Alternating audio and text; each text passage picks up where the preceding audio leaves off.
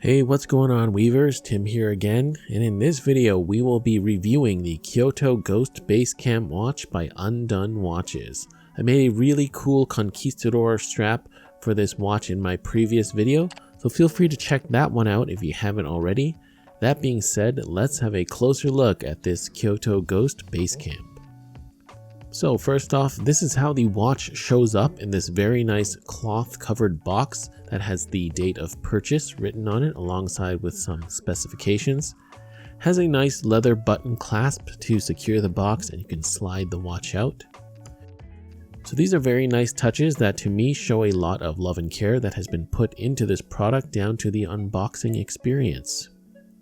I've got this watch back on its original leather strap, of course, for this review. You can purchase additional straps from UNDONE, and they will ship with the watch in this extra slot over here inside the padded foam case.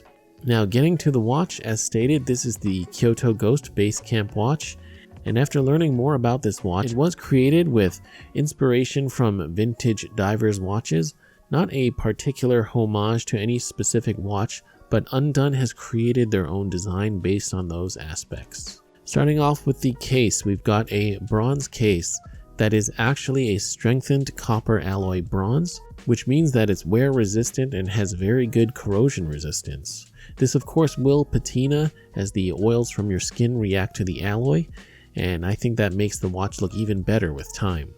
Also, the watch has a water resistance rating of 100 meters, which is just fine for my usage. Don't think I'll ever be doing any real diving in my lifetime, just desk diving as many of us watch enthusiasts do.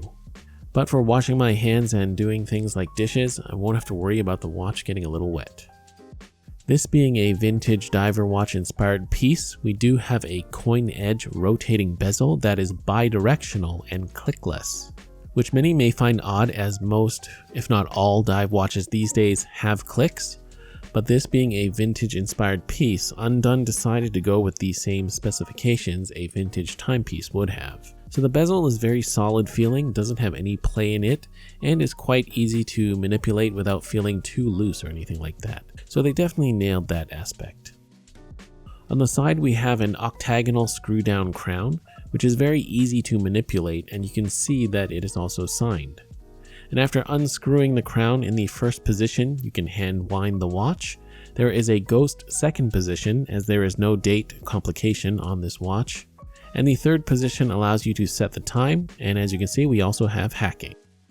Moving to the back of the watch, we have a stainless steel case back. So for those of you with certain allergies to bronze and copper, it should not be an issue, as the stainless steel caseback is what comes into contact with your skin and not the bronze.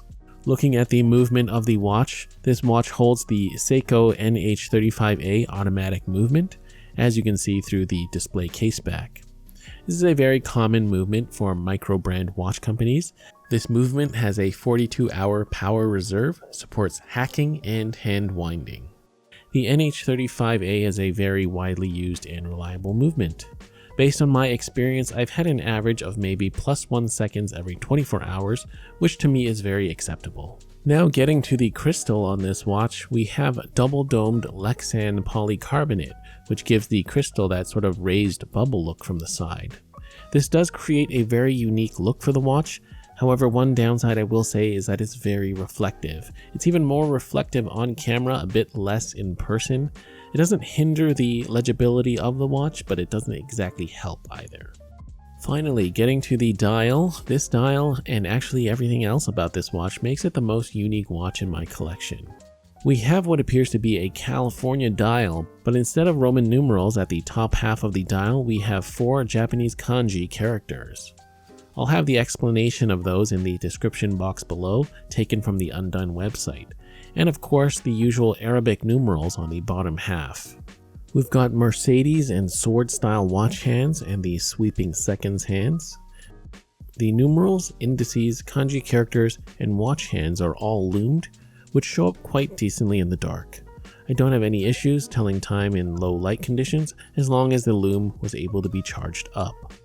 And lastly, for the strap, we have a handmade genuine leather strap with matching bronze buckle. This strap is very well made and has been nicely finished, as you can see by the clean painted edges on the sides and minimal stitching. The strap is 20mm and tapers to about 15mm. I think this watch actually looks better on a strap that doesn't taper, but that's just my personal preference. So overall, this is a truly unique and well-made watch, and I'm very happy to be able to own this piece and make a strap for it.